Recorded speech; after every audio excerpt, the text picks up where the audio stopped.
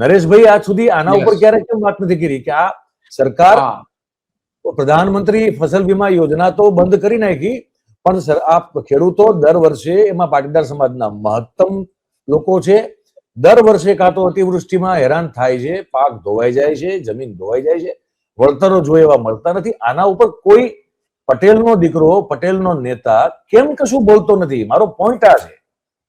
એ તમારી વાત સાચી છે મયુરભાઈ.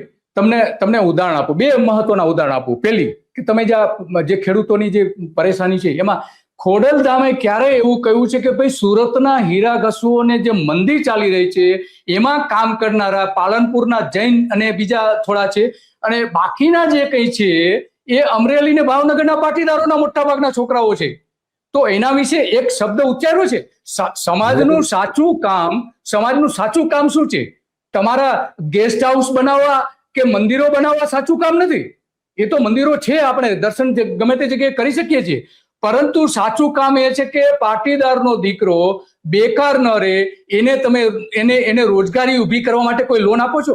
એને જમીન લેવી હોય તો તમે એને રોજગારી આપો છો, લોન આપો છો? તમે એને કોઈ ધંધો કરવો હોય તો લોન આપો છો તમે? નહીં, બિલકુલ નહીં.